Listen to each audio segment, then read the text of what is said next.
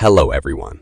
I hope you enjoyed part 1. In part 1, a dollmaker's daughter with a rare condition disappears and sends a doll that looks like her to her father years later.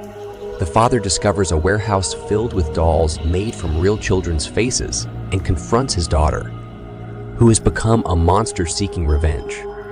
The horror continues until a brave girl named Lily discovers the truth and stops the madness by using Anna's true name. Let's start part 2. The horror of the dollmaker's daughter had returned, and Lily was its newest victim. The town was never the same after the horror of the dollmaker's daughter. People whispered about the dolls and the missing children, and they avoided the abandoned warehouse like the plague. But Lily couldn't shake the feeling that there was more to the story. She knew that Anna had been behind the horror, but she couldn't figure out how she had managed to stay alive all those years. And what had happened to the real Anna? Lily was determined to find out. She visited Jacob's old workshop and searched through his notes and journals. She found a clue that led her to a small cemetery on the edge of town. There, she found a grave with Anna's name on it. Lily was confused. If Anna was dead, then who was the dollmaker's daughter? That's when she heard a sound behind her. She turned around and saw a doll that looked just like Anna, staring at her with cold, dead eyes. And then she heard a voice that sounded like Anna's. "You shouldn't have come here," the voice said. "You don't know what you're dealing with." Lily tried to run, but the doll was too fast. It grabbed her and dragged her into a hidden chamber beneath the cemetery. The chamber was filled with dolls, all of them with faces that looked like Anna's. And then Lily saw her, the real Anna. She was older now, but she still had the same face that had haunted Jacob's dreams for years.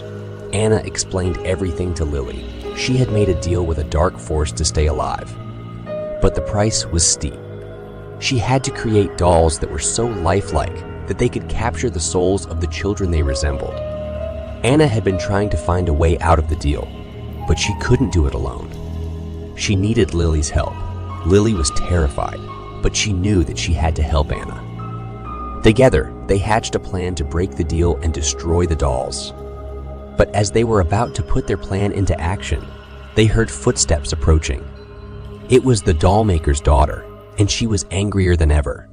She had discovered their plan, and she was determined to stop them. In a final showdown, Lily and Anna fought the dollmaker's daughter with all their might, but they were no match for her. She was too powerful, and she had an army of dolls at her disposal.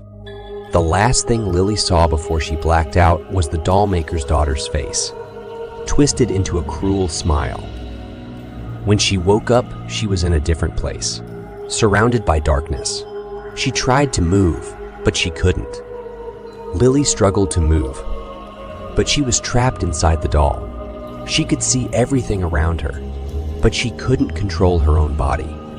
She watched as the dollmaker's daughter picked her up and added her to her collection of lifelike dolls.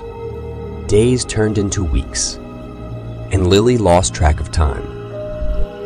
She watched as children came and went, their souls captured by the dolls. She wanted to scream, to warn them, but she couldn't make a sound. And then, one day, she heard a voice. It was faint at first, but it grew louder and clearer with each passing day. It was the voice of the dark force that had made the deal with Anna. "You have been chosen," the voice said. "Chosen to break the curse that has trapped you and so many others. You have the power to stop the dollmaker's daughter and free the souls of the children she has captured."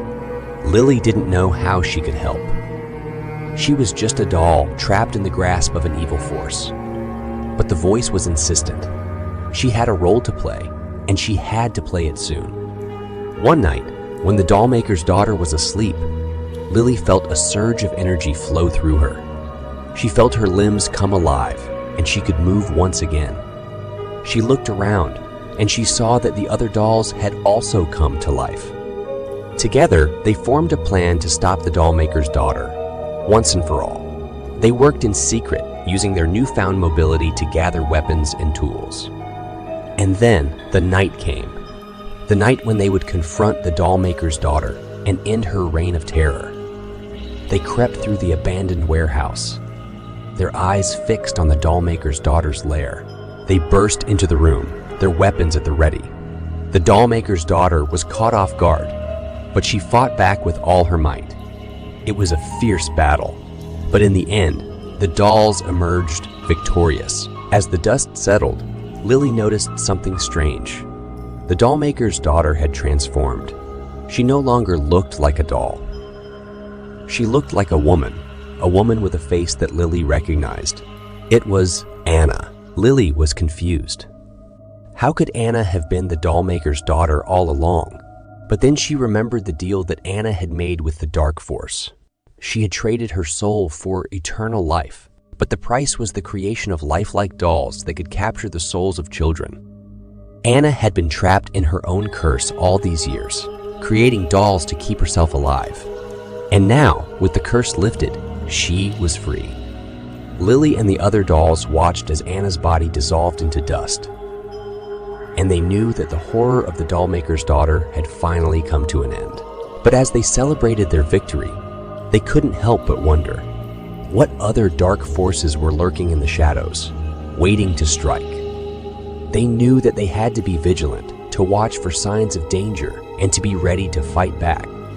For the horror of the Dollmaker's daughter might be over, but the world was still full of dark